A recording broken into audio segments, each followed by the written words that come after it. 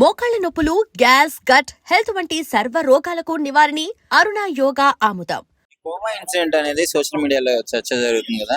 అసలు దాని గురించి ఏమంటారు? ఆ యాంకర్ ఆయనకి వెళ్ళిన పర్సన్ గురించి ఏం చెప్తారు? ఆ యాంకర్ కి కొద్ది కూడా బుద్ధి జ్ఞానం లేదు, కామన్ సెన్స్ లేదు. అలాంటి వైరల్ చేసే ముందు అమ్ముకుంటాడ ఎంత పూరు. ఆయనకి మనం ఇలా చేయటం పాపం తగులుద్దనే కొద్ది కూడా ఇంగిత జ్ఞానం లేదు. సో అది కరెక్టే కాదు. మనం పెద్ద పెద్ద రెస్టారెంట్స్ లో తెల్లారితే ఎన్నో వందల ఛానల్స్ లో ఎన్నెన్నో న్యూస్ చూస్తూ ఉంటాము. ఫంగస్ వచ్చినాయి, డీకంపోజ్ అయ్యి చికెన్, మటన్ అందరికి సప్లై చేస్తారు. ఐస్ క్రీమ్లు, వాటర్ లో కూడా, మినరల్ వాటర్ లో కూడా కొన్నిసార్లు పురుగులు చూస్తూ ఉంటాం. ఇలాంటి అన్ని పబ్లిక్ ఇష్యూస్ అన్ని వదిలిపెట్టేసేసి ఒక పూర్ పర్సన్ ని అలా వైరల్ చేసి ఆ నోట్లో మట్టి కొడతాం అనేది కరెక్ట్ కాదు. నెక్స్ట్ ఏంటంటే ఇంకో టాపిక్ కూడా రేస్ చేస్తున్నారు. ముస్లిమ్స్ వీళ్ళు కావాలని ఇలా జాతరకు వచ్చి ఇలా చేస్తారని అంటున్నారు. ఇప్పుడు ముస్లిమ్స్ హిందూస్ అని కాదు కదా, హిందువుల్లో కూడా క్రిస్టియన్స్, అన్ని రిలీజియన్, ఈ రిలీజియన్ ఆ రిలీజియన్ కాదు, అన్ని రిలీజియన్స్ లో మంచి చెడు జరుగుతూ ఉంటది. ఆయన తక్కువగా కోవా బ్రెడ్ అమ్మినంత మాత్రం అలా చెడ్డదని ఎవరు చెప్పారు?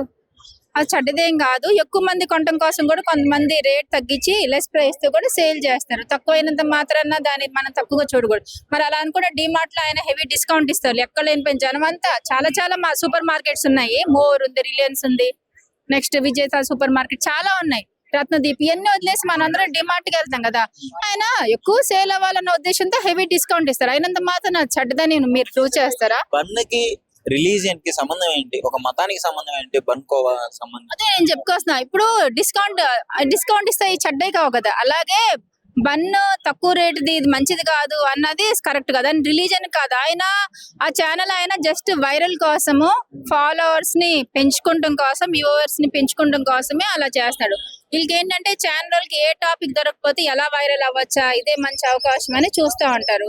ఆయనకి ఏ టాపిక్ దొరకలేదేమో, పాపం ఆయన నోట్లో మట్టి కొట్టాడు.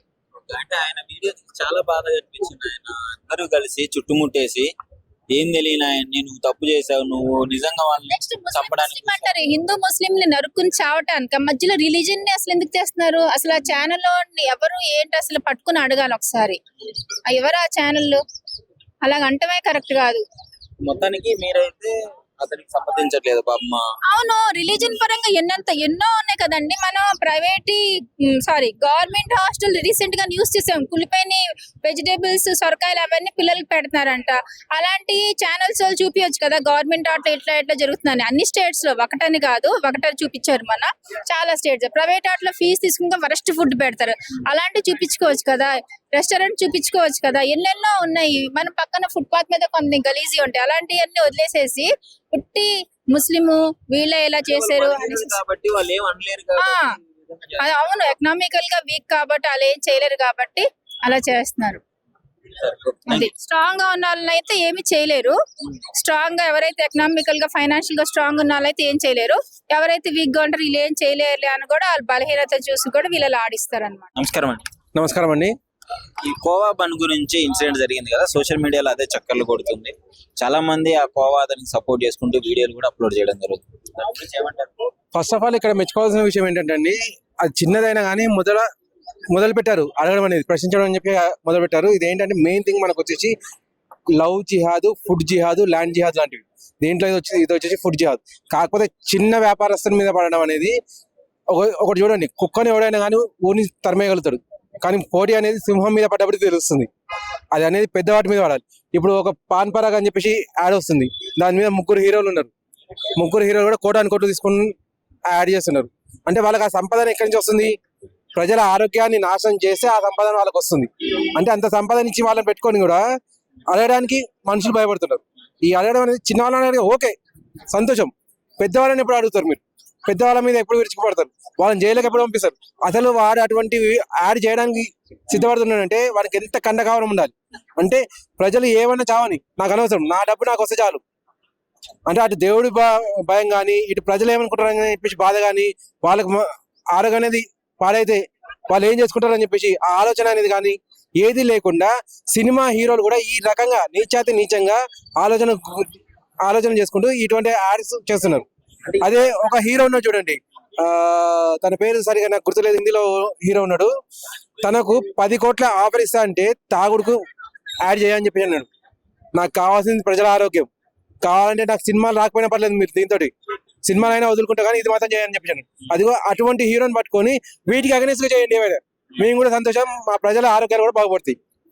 అంటే మేడారం జాతరలో జరిగిన ఇన్సిడెంట్ గురించి ఏమంటారు అంటే అందరూ గుమ్ముగూడి నువ్వు తప్పు చేసావు దీనికి ఎక్స్పైరీ డేట్ చూపించు, చెట్టుకు కట్టేసి కొడతాము, పోలీసులకు ఫోన్ చేసి పట్టిస్తాము, ఏంటి దీని గురించి చెప్పేది ఒకటేనండి, చిరు వ్యాపారిని వాడికి తెలుసో తెలియకో తీసుకొచ్చింది అక్కడికి, దానికి ఎక్స్పైరీ డేట్ ఉంటుందనే విషయం కూడా మనకు తెలియదు. ఆ విషయం మనకు మర్యాద చెప్పండి. అలా బెదిరించడం వల్ల రేపు పొద్దున వాడి ఇంటికి వెళ్ళాల్సిన 10 రూపాయలు కూడా రాకుండా మీరు ఆపుకున్నారు. అది ఎక్కడి నుంచో వాడు సపోజ్ చేసుకొని ఓ 1000 రూపాయల సామాన్ తీసుకొచ్చేసి అది అమ్ముకుంటే ఇంకో 1000 రూపాయలు దొరుకుతాయేమని చెప్పి వచ్చిన వాడు అక్కడికి. దీనివల్ల ఆరోగ్యం పాడవుతుంది అనే విషయం తెలిస్తే వాడు అసలు రానే రాడు. ఎందుకంటే వాడికి కూడా పిల్లలు ఉన్నారు, వాడు కూడా పిల్లలను పోషించుకోవాలి. ఆ మాత్రం జ్ఞానం ఉన్నాడు. కాకపోతే వానికి తెలియదు ఎక్స్పైరీ కూడా ఉంటుంది. ఇది కనిపించి ఒక బన్ను కదా, ఇది ఈ రోజు తిన్నా నాకు పని చేస్తుంది, వారం రోజుల తర్వాత పని చేస్తుంది అనే ఆలోచనతో వాడు వచ్చిన అక్కడికి. వాడి మీద కాదు పడాల్సింది, పెద్దవాళ్ళ మీద పడండి, పెద్దవాళ్ళ మీద విడిచిపడండి. దయచేసి పెద్దవాళ్ళని పట్టుకోండి. నమస్కారం అండి. నమస్కారం అండి. మేడారం జాతరలో జరిగిన ఆ కోవా ఇన్సిడెంట్ గురించి అసలు మీరేమనుకుంటున్నారు? తప్పు ఎవరిది అనుకుంటున్నారు? తప్పు ఒప్పులు పక్కన పెడితే ఏదైనా ఒక సమస్య పరిష్కారం చేయాలనుకున్నప్పుడు లీగల్ గా పరిష్కారం చేయాలి. ఇష్టానుసారంగా తాను వేరే మతస్థుడు కాబట్టి అతన్ని మాట్లాడడం కరెక్ట్ కాదు. అంటే ఏంటి అసలు కోవా గురించి, ఆ కోవాకి మతానికి సంబంధం ఏంటి? ఇప్పుడు కొంతమంది కొన్ని అనుమానాలు రేకెత్తిస్తున్నారండి, అది ఎంతవరకు వాస్తవం అనేది తెలియట్లేదు.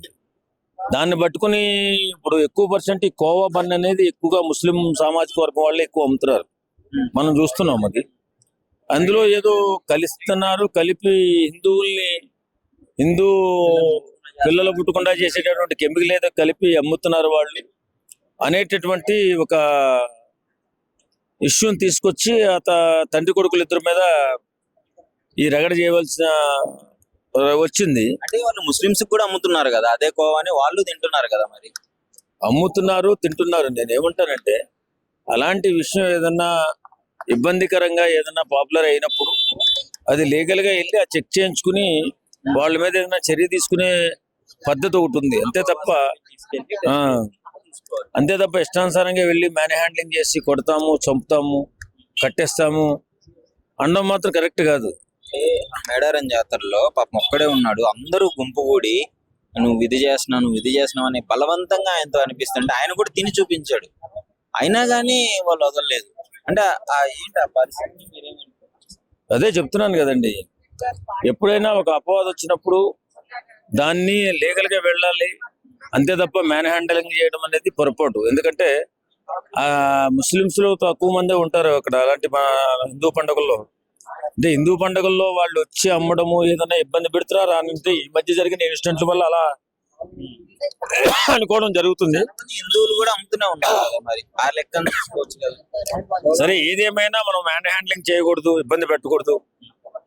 ఎవరైనా ఓ చిన్న బిజినెస్, అది ఏదో లక్షల కోట్లు సంపాదించేది కాదు, ఏదో పట్టుకూడు కోసం చేసుకున్నటువంటి కార్యక్రమంలో ఇబ్బంది పెట్టకూడదు.